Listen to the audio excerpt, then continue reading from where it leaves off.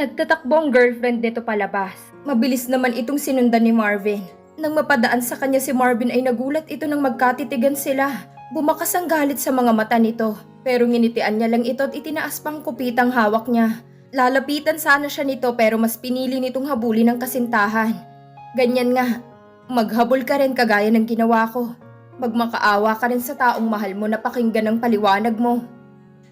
Let's go, aya ni Danica kay Travis. What was that?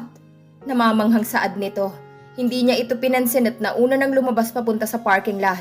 Nakita niya pa si Marvin na kinakalampag at hinahabol ang isang sasakyan.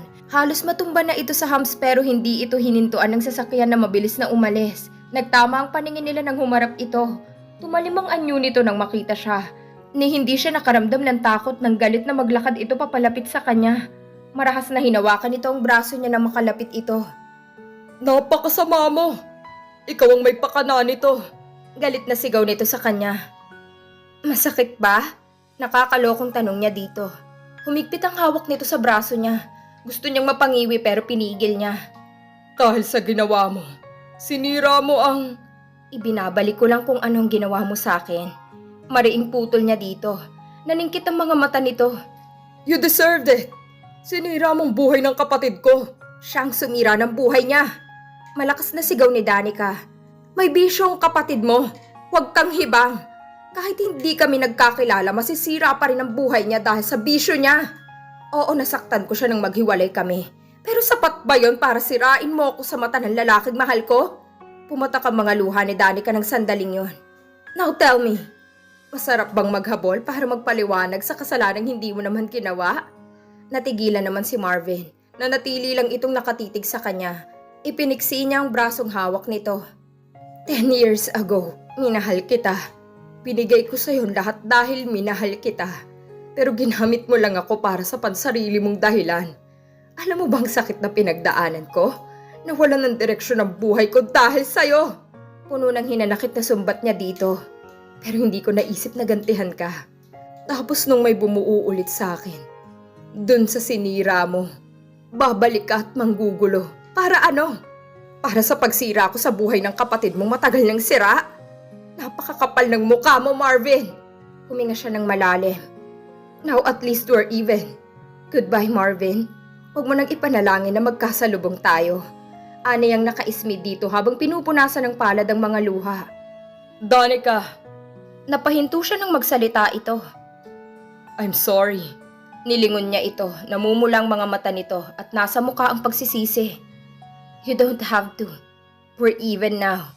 Tumalikod na uli siya at naglakad papunta sa nakangiting si Travis na nakasandal sa kotse nito. Hindi ito nagtanong ng kahit na ano. Binuksan itong pintuan ng passenger seat para sa kanya. Saka mabilis na umikot sa driver's seat. Hinatid siya nito sa harap ng condominium building na tinutuluyan niya. Are you okay? Gusto mo bang samahan kita sa taas? Malumanay na wika nito sa kanya. Pwede ba, Travis? Hindi mo ako maluloko sa mga segway mong ganyan. Kunwaring inirapan niya ito. Alam niya naman na wala itong masamang intensyon at gusto lang talaga siyang samahan. Pero wala siya sa mood para mag-entertain ng bisita. Tumawa lang ito at kinurot ang pisngi niya. Napaka-green-minded mo. Nagkunwari pa itong na-offend. Natawa na rin siya. Thank you. Kahit wala ka naman talagang naitulong, salamat pa rin. Ouch! Napakasakit mo talagang magsalita. Humawak pa ito sa tapat ng puso nito at ngumiwi. Tinawanan niya lang ito. Siya nga pala, hindi ka ba natatakot na baka kumalat ang mga pictures nyo? Sumeryosong mukha nito at halatang nag-aalala. Ano pang halaga mo? Gawan mo ng paraan. Kaya nga sinama kita eh. Sabi niya dito na nagpailing lang dito. Kinindatan niya lang ito sa kahinalikan sa pisngit bumaba na sa kotse nito. Sumakay na siya sa elevator para umakyat sa floor kung nasaan ang unit niya. Paglabas ng elevator, nakita niya si Oscar na nakasalampak sa sahig at nakasandal sa pinto niya. Sa tabi nito ay isang malaking luggage. Nangunot ang noo ni Danica. Lumakad siya papalapit dito. Nakayuko ito, kaya bahagyan nalaglag ang bangs nito sa mukha nito. Muntik na siyang matawa nang marinig ang mahinang paghilik nito. Nag-squat siya paupo sa tabi ng asawa. Tumaas ang kamay niya upang haplusin ang pisngi nito. Pero bago pa man lumapat yun sa pisngi nito ay pinigil na niya ang sarili. Naikuyom niya sa ere ang mga kamay at dahan-dahang ibinaba iyon. Ayan ka na naman. Wala ka bang kadala-dala? Aniya sa sarili.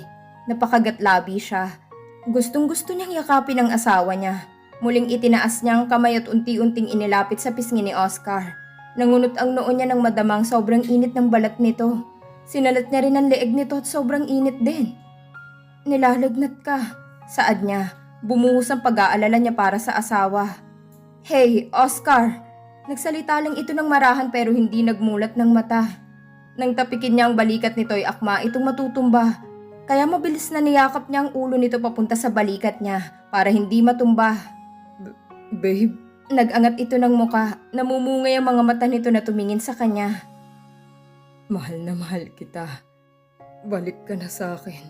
Babe, please. Pausang boses nito halata na may iniinda sa katawan. Natigilan siya sa sinabi ni Oscar. Wala sa loob na napangiti siya ng mapait. Ang sarap pakinggan na mahal pa rin siya nito. Pero may hatid na pamilyar na sakit yun sa kanya. Pumatak ang luha niya. She still remembered the day he said he loved her. That was the same day he said he was tired of loving her and wanted to leave her. Now will he leave her again as he left her before? But he just came back. Sigaw ng isip niya. Nakaramdam siya ng pagre-rebelde dito. What right did he have to hurt her again? Hindi pa ba sapat ang sakit na idinulot nito sa kanya? Umubo ito ng sunod-sunod na nagpabalik sa kanya sa katinoan. Natumba ito sa sahig at nanginginig na namaluktot. Nakaramdam siya ng awa para dito. Parang bulang naglaho ang kanina lang na inis at galit na nararamdaman niya para sa asawa. Pasalamat ka, mahal kita. Inis na hinampas ni Danica ang binti nito. Saka ito tinulungang bumangon. Sa bigat at laki nito sobrang hirap ng dinanas niya bago ito nadala ng tuluyan sa unit niya at naihiga sa kama niya. Binalikan niya ang gamit nito sa labas at ipinasok din sa loob ng unit niya. Saka ito binalikan sa kwarto niya. Pulang-pulang labi nito at ilong. Halatang masama ang pakiramdam ni Oscar. Nanginginig din ito dahil sa ginaw. Kinuha niya ang thermometer niya sa banyo. Inilagay niya yun sa kilikili nito saka bumalik sa banyo at kinalkal ang medicine cabinet niya. Kumuha siya ng paracetamol sa katubig at binalikan ng asawa. Naupo siya sa gilid ng kama at bahagya itong ginising. Bumaling lang ito at bahagya lang idinilat ang mata. Inalalayan niya ito upang mainom nito ng maayos ang gamot. Saka ito muling inayos ng higa at kinumutan. Tumunog ang thermometer kaya kinuha niya yung muli. 40 ang temperatura nito. Naalarma siya dahil sobrang taas ng lagnat nito. Nagmamadali niyang kinuha ang ice cube sa rep at isinalin sa pinakamalaki niyang mangkok. Saka nilagyan ng tubig at suka. Ganoon kasi ang nakikita niyang ginagawa ng yaya niya noon sa kanya kapag mataas ang lagnat niya. Naghanap siya ng face towel. May nakita naman kaagad siya kaya bumalik na siya sa kwarto niya kung nasaan si Oscar. Lumapit siya sa tabi nito.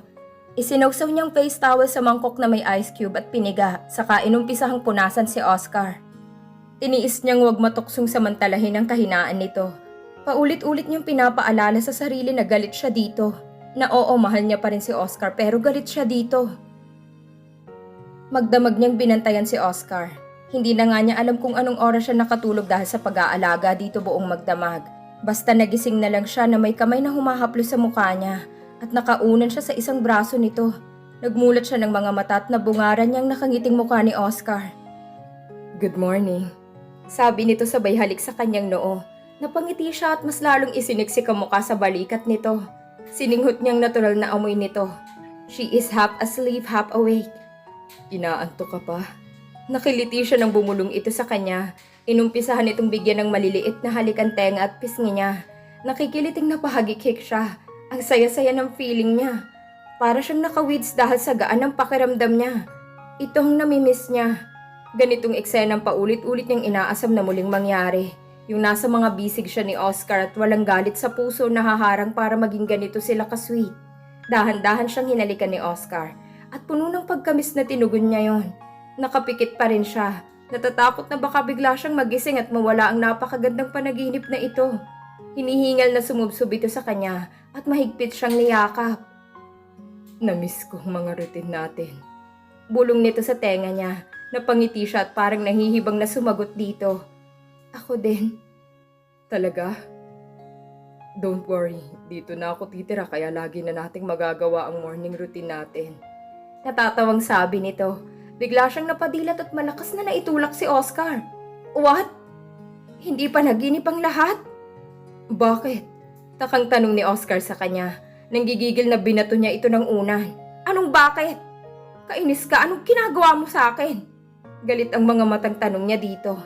Nagtatakang napakamot naman ito sa batok nito. Pasaway na lalaki na to. Sinasamantalang pagiging puyat niya.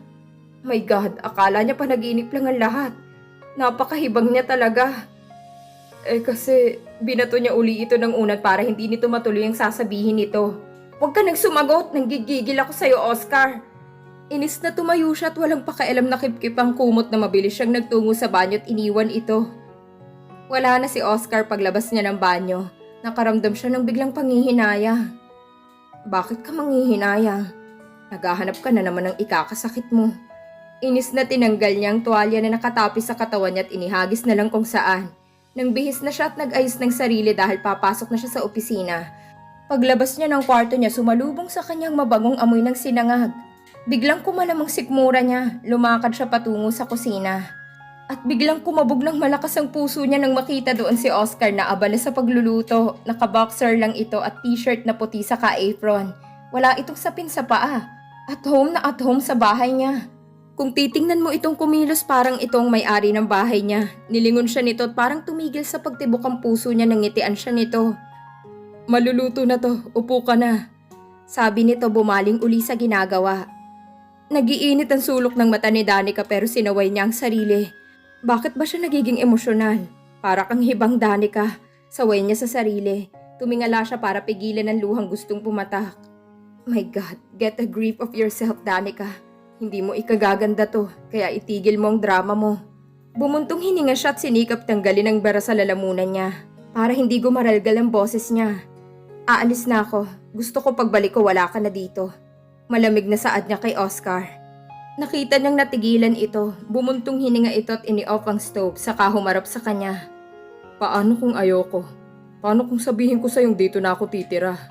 After all, mag-asawa pa rin naman tayo kaya walang masama kung magsama tayo sa iisang bubong. Saka wala akong tutuluyan dito sa Manila. Ikaw lang ang kamag-anak ko dito. Seryosong mga tsokolate nitong mata na nakatitig sa kanya habang nagsasalita. Napatulala siya sa sinabi nito. Anong kalokohan ang pumasok sa utak nito?